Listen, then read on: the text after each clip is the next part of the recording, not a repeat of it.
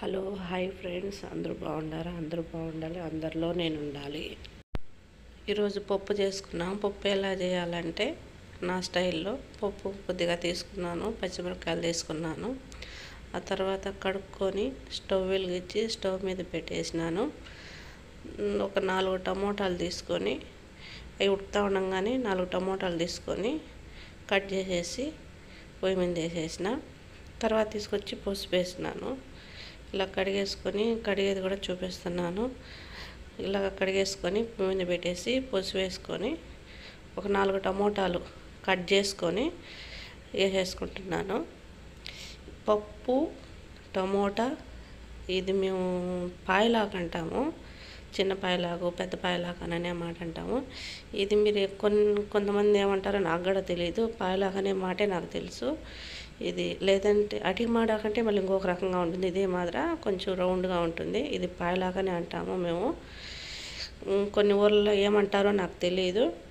ఈ ఆకు వేసుకొని పప్పు వేసి పప్పు చేస్తున్నాను. చాలా టేస్ట్గా, చాలా రుచిగా, చాలా బాగుంటుంది. తొందరగా కూడా అయిపోతుంది.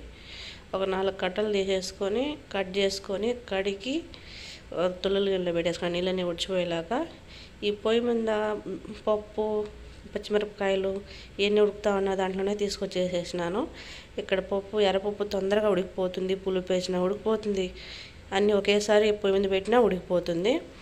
ఇలా వేసేసుకొని పప్పు ఉడికిపోవచ్చినాక కొంచెం చింతపండు, ఒక నిమ్మకాయ సైజ్ అంత చింతపండు కడిగి చింతపండు కూడా వేసేసుకుంటున్నాను. ఈలోగా ఇది ఉడికేలోగా మనం తిరగబాతకి ఏమేమి కావాలో రెడీ చేసుకున్నాము. తిరగబాత రెడీ చేసుకుంటూ పప్పు కూడా ఉడకబోవచ్చింది. ఈ చింతపండు వేసినాం కాబట్టి కొద్దిసేపు ఉడికేసినాక దానికి కావాల్సిన తిరగబాతకు రెడీ చేసుకున్నాము. ఒక వడగిన్నెలో వడగట్టేసుకొని పప్పు రుద్దేసుకుంటున్నాను నేను. ఎందుకంటే పచ్చిమిరకాయలు వేసినాను కాబట్టి మెతకాలి. కానీ నేను వడగిన్నెలో వేసేసి ఆ నీరంతా దబరలోకి దిగినాక గట్టిగా ఉన్న పప్పును రుద్దేసుకుంటున్నాను.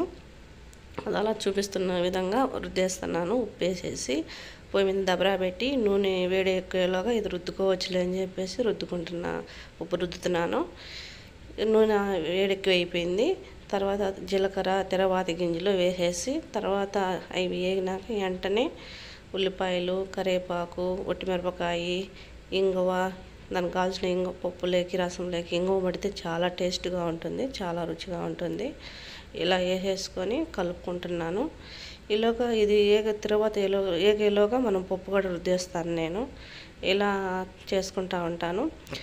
అది త్వరగా మళ్ళీ చేద్దాంలే అన్నట్టు లేకుండా తొందరగానే ఆ పొయ్యి మీద అది పెట్టుకొని పక్కన ఇది రుద్దుకుంటూ చేస్తూ ఉంటాను. ఇక్కడ కొంచెం వీడియో తిరిగిపోయింది, దాన్ని ఎట్లా అడ్జస్ట్ చేయాలో అర్థం కాలేదు. పప్పు కూడా రుద్దేసినాను, అయిపోయింది. తిరగబాత ఏగిపోయింది. పప్పు కూడా రుద్దేసేసి తిరగబాతలు వేసేసినాను. ఇది నా స్టైల్లో చాలా రుచిగా ఉంది. ఒకసారి మీరు కూడా ట్రై చేయండి ఫ్రెండ్స్. Okay, bye.